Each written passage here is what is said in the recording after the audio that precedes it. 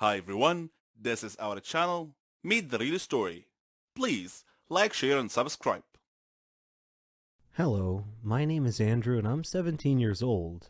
Playing tennis has been my great passion since I was a kid. Focus, stamina, and fast reaction times are key requirements of this game. I began playing tennis in primary school, and on my way to the top, I have faced some strong players, some of whom were older than me, but I beat them nevertheless. As I grew up and became more proficient, my ambition grew stronger too. My desired dream was to win the Grand Slam Championship and revel in the applause and cheering. I entered the national championship and reached the final match, which was to be played against a strong player. If he were to win the match, his next step would be the Olympics, so I intended to beat him at any cost. The problem was that he was more skilled than me. Fortunately, I believe that the end justifies the means, so I made a deal with one of his training crew members to put an anesthetic in his water bottle. As they say, money talks and makes all things possible. I'm not evil, I'm just pursuing my dreams by the most direct route possible. In the first half of the match, his powerful smashes allowed him to dominate the game. It was a pretty one-sided match. During the break, however, he drank some of the drugged water and suddenly felt very fatigued. The referee noticed his fatigue and asked him if he wanted to forfeit the game, but he refused. Needless to say, I dominated the second half of the match and won rather easily, to everyone's amazement. I was later nominated for the world title. I won many easy matches in the beginning, but in the semifinals, I was matched with a player who was even stronger than the one I had beaten in the national championship. Once again, I put my devious scheme in motion and bribed one of his crew members with a hefty sum of money. Once again, I was the disadvantaged player in the first half of the match. Then during the break, my opponent drank the drugged water from his bottle. As expected, I dominated the second half of the match. Just as I had taken the lead in the match, the referee stopped the game and directed two security guards to arrest me. Some security cameras had recorded the bribed individual drugging my rival's water bottle. The authorities had confronted my partner in crime, and he had confessed and turned me in. Consequently, I was disqualified from the match. As they say in sports, you win some, you lose some. He was a dream, the future, or so I thought. But my love was cursed right from the start. Sounds a bit confusing, right? Let me explain. But first, I should probably introduce myself. I'm Carolyn. I was a dreamer. I dreamed of a good, warm, stable, successful life. I wanted a good job. And I wanted to travel around the world a bit with Helen. She was my best friend. We virtually shared the same dreams, and hobbies, and interests, and lifestyles. We've been friends since we were kids. People often thought that we were sisters. I did too, in fact. She even got jealous if anyone tried to get close to me. Every day, Helen and I worked a little more towards our dreams. Once, when Helen and I were traveling with some of our friends, we had a problem with the hostess on the plane. A gentleman intervened and cleverly solved our problems. His name was Danny. I liked him. A lot. I thought about him often. But whenever I talked to Helen about him, she told me that he was not as amazing as I seemed to think he was. Coincidentally, I met him again at a party of a mutual friend. We talked together till daylight. I told Helen about our encounter, and she expressed her wishes that my love story would have a happy ending. I similarly told her that I hoped she would find the love of her life someday too.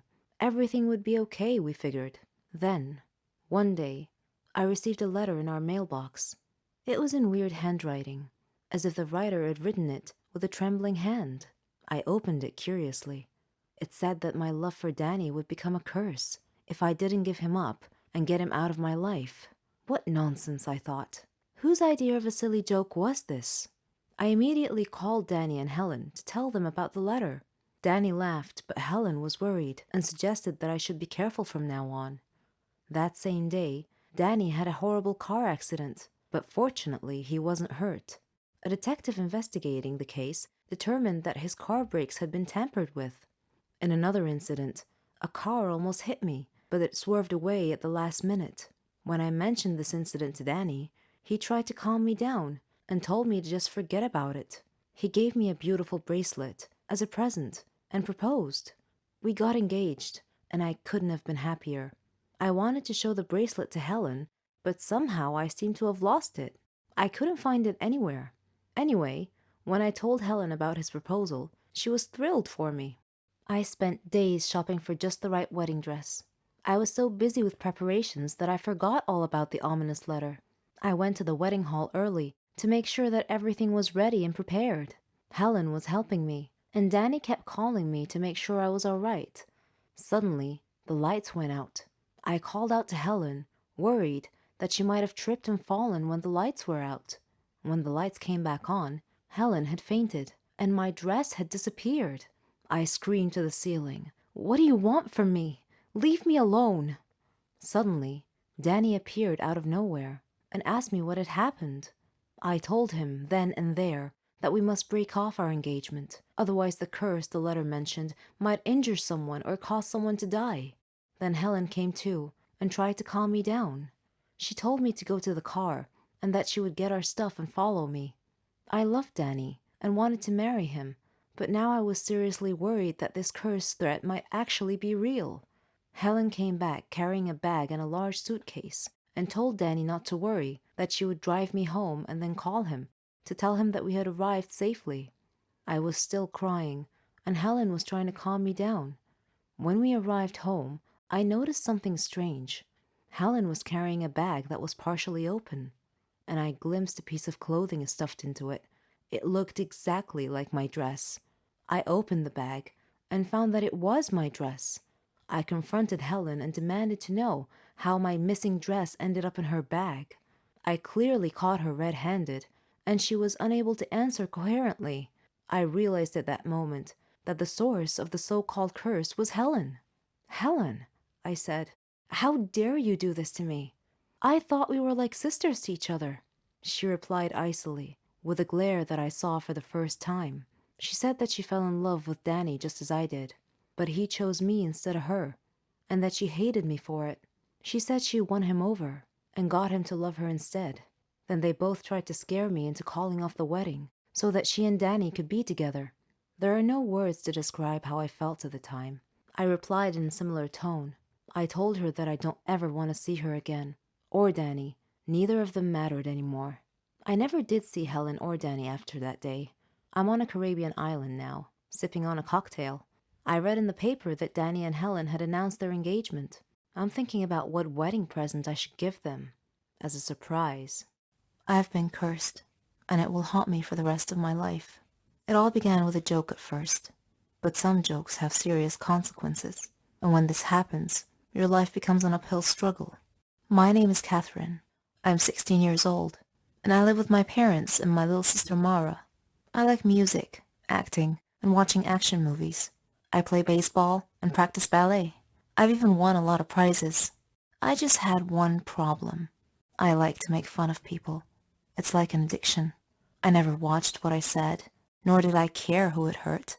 The kids I picked on were actually kind and gentle, but that just encouraged me even more. My friends were exactly like me. In fact, I was their leader. We walked like we owned the school. We had a classmate named Norman. He wasn't exactly what you'd call in good shape. He was quite the opposite of fit. During class breaks, my gang and I would steal his lunchbox and throw it around each other, keeping it away from him. We watched him run trying to catch us, but he'd stop halfway. The extra weight didn't help him, and he'd quickly run out of breath. Whenever he entered the classroom, we would surprise him by throwing old, musty vegetables and fruits at him. Norman tolerated our teasing. He didn't seem to mind much. But then, one day, a joke went a bit too far. We conceived an evil plan. We told him that there was going to be a photo contest, and the person who makes the funniest pose wins.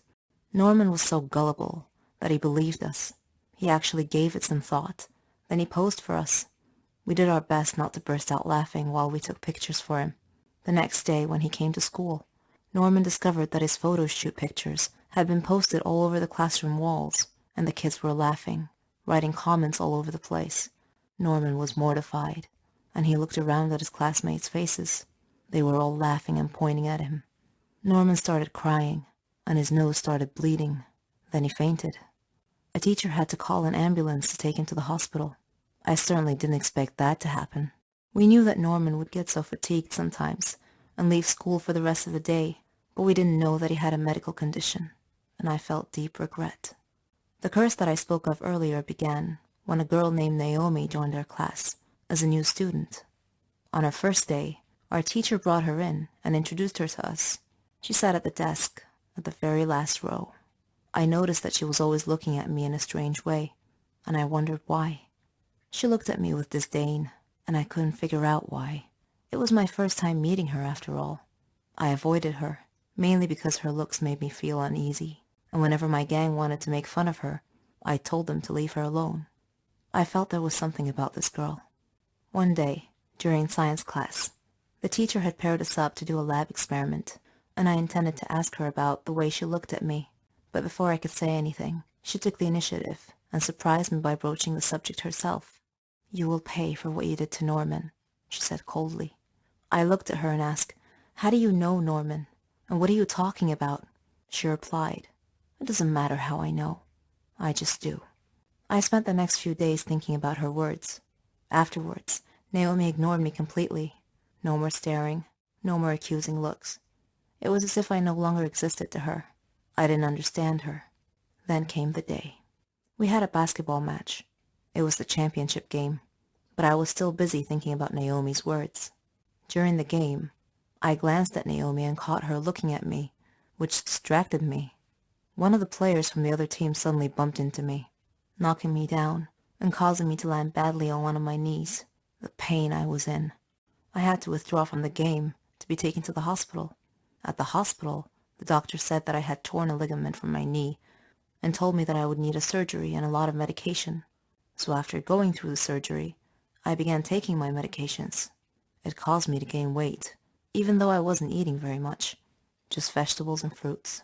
I asked the doctor about my sudden weight gain, and he told me the medications I was taking were affecting my hormonal balance, which rarely happened, but in my case, it did. He said that I would either have to endure great pain or deal with the overweight because it wasn't going to stop. So there you have it, guys. This is the curse that Naomi cast upon me, the price I had to pay for what I did to Norman. Eventually, I got well enough to take my final exams. When I arrived at school, all my friends took one look at me and started laughing. I was now their target, their prey. One of them said, "You're as large as an elephant."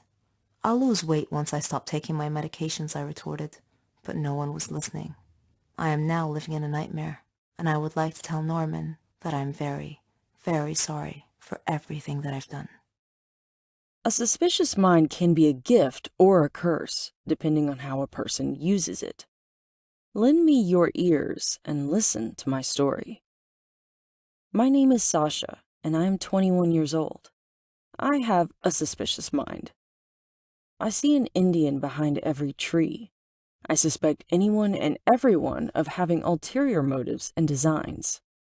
If anyone makes any claim, I will research it to determine its veracity.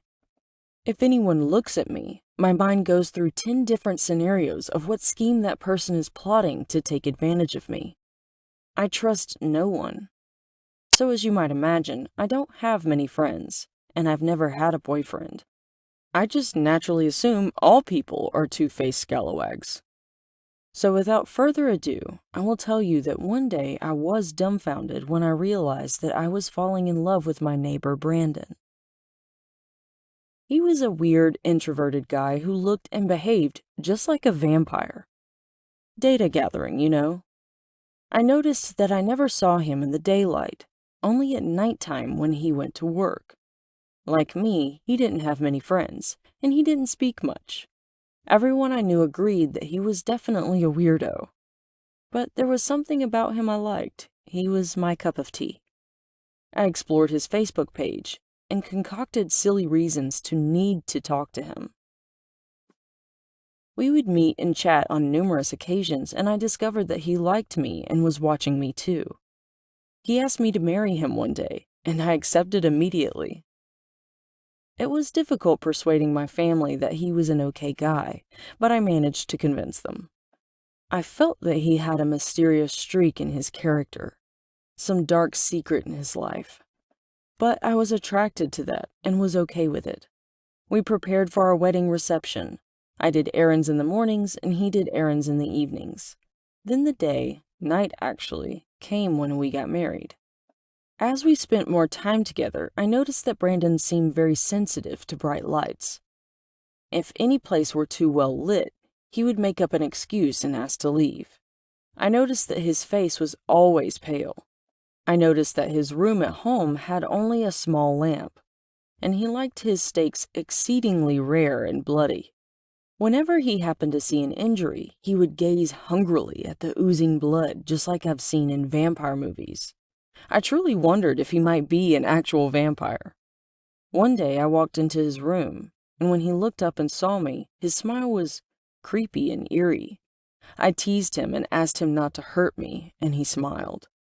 He offered to tell me a secret if I promised not to tell anyone. He told me that he had been hiding a dark secret for a long time, and he longed to share it with me. I held my breath. It was coming. He was going to confess to being a vampire. I was crestfallen when he instead told me that he had a rare illness that accounted for his pale face and rendered him sensitive to light. He said he was tired of keeping the secret to himself and felt relieved to have someone to share it with. I hugged him crying and told him that I didn't mind at all. And here I was so sure my husband was a vampire. Am I insane or what? Hi there, I'm Carl and I'm 19 years old. I live with my grandpa on his farm on the outskirts of the city. Grandpa is fond of nature and quietude, as these calm his soul and spirit. He loves cultivating flowers and is very skilled in this field. He reads numerous books on unusual species of flowers, including their planting and growing requirements. He can also extract perfume fragrances from flowers. At first, I didn't care about this hobby of his and viewed it as a waste of time. However, after talking with him many times at length and listening to his myriad descriptions of the beauty of nature and flowers, I became hooked on them myself. Now I am as passionate as he is about them, and I love to study and learn about exotic and rare flowers. One of Grandpa's friends happened to be a botanist. He could talk for hours about rare flowers, even imaginary ones depicted in science fiction movies. One evening after he had visited our home and left, we went into the kitchen to prepare dinner when suddenly there came a knock at our front door. I answered the door, but no one was there, nothing save a small box with a card, which I dutifully carried to Grandpa. The card said simply, "A gift from a dear friend." So we opened the box to find some strange seeds that were unlike any that Grandpa had ever seen before. He read another part of the note. "This is a Yasni flower from the future. Get ready for a fantastical, unforgettable trip." We didn't really believe this silly message, but we decided, what the heck, let's plant them and see what happens. In just 3 days, the seeds had produced exotic-looking purple flowers. Grandpa plucked one to extract some perfume from it. It had a wonderfully fragrant smell. Suddenly, I felt enervated and listless. My vision blurred, I couldn't breathe, and I became dizzy and passed out. When I opened my eyes, I was in the middle of some unknown desert. There were unfamiliar-looking parked cars with people in unfamiliar-looking clothes. One of the strangers pointed at me in alarm and shouted, "Catch him!" I ran, but they surrounded me and caught me. They bound my hands and hung me from a horizontal tent frame. I heard a groan and looked to my left to see Grandpa, similarly bound and hanging from another tent frame. The strangers were speaking in a language I had never heard before. Their apparent leader came over to us and said, "See this desert? The entire world is like this. Because of you. You destroyed our world. Our future is dark and bleak now. Those Yasni flowers you planted ended up breeding out of control and destroyed the world. You need to pay for your foul deeds." Suddenly, I heard a gunshot. Someone had shot Grandpa in the chest. He was bleeding profusely and appeared to be unconscious or dead. I couldn't tell which. I screamed, and then the shooter came towards me with hatred blazing in his eyes. He stopped and placed his gun barrel to my forehead. I screamed, "No!" and closed my eyes tightly. After a pause and hearing no shot, I opened my eyes to find myself lying on the floor beside Grandpa, the plucked flower lying between us. I woke him up and told him about my dream and found that he had had the exact same dream. He called his botanist friend and described the seeds, the flower, and its fragrance to him. The botanist said the unknown flower sounded similar to one that grew high in the Swiss Alps. It was illegal to import because it was known to induce hallucinations and cause other unpredictable reactions in people. To this day, we have no idea who the dear friend was that sent us these unusual, hallucinogenic flowers. We figure it must have been someone's idea of a practical joke. Or were these Yasni flowers indeed sent to us from the future? End-of-the-world scenarios are presented in a lot of Hollywood movies. Zombie apocalypses, alien invasions, meteor collisions, monstrous solar flares, premature ice ages, and worldwide deadly virus outbreaks. The last one is the one I used to imagine, a deadly viral outbreak that spread all over the world and wiped out humankind. My name is Rita, and I'm 21 years old. And as you can see from my introductory paragraph, I have an active imagination. I'm in my senior year at med school, on my way to becoming a doctor. My parents died in a car accident, which left me responsible for raising my younger brother. Our aunts and uncles lived in another city, so they couldn't really help us much. It was up to me to nurture good habits in him regarding food, health, and education. I had to find work after my parents died, so I got a job at the hospital, where all the doctors predicted that I would have a bright future ahead of me. One day, the hospital director called me into his office and told me that I had won a scholarship to study and work in China. I was so happy. I'll get to work and study abroad in a foreign culture, but that meant that my brother would have to come along. So, we went to China, and we got an apartment near the hospital I was supposed to work. China was a beautiful country. All the people worked diligently. The area I was in was exceptionally clean, and all our neighbors were very kind. China was one of the most powerful industrial countries in the world. The only obstacle I faced there was finding suitable food to eat. The Chinese people ate practically anything that moved. Dogs, cats, snakes, scorpions, ugh, disgusting. But when I heard that they ate bats, I threw up all night. During my studies, I knew that China had a lot of rare illnesses, but I never imagined that I would encounter any while I was there. One day, our hospital received a case with strange symptoms. After many diagnostic tests, we still couldn't figure out what the affliction was. The patient had a fever and a very bad cough. His respiratory system was in severe distress, so we put him in the intensive care. Shortly after, we began receiving an influx of patients with the same symptoms, a red flag that an epidemic was probably already on the way. And my brother and I were right in the middle of it. What a nightmare. Soon afterwards, my brother fell ill. That's where I drew the line. If an apocalypse was coming, I wasn't quite ready for it yet. So we left China and returned home. Thousands of people died in China due to that rare disease. But thankfully, my brother recovered fully and is now okay. As for me, I shifted my studies to seeking out a cure for this new coronavirus that broke out in China.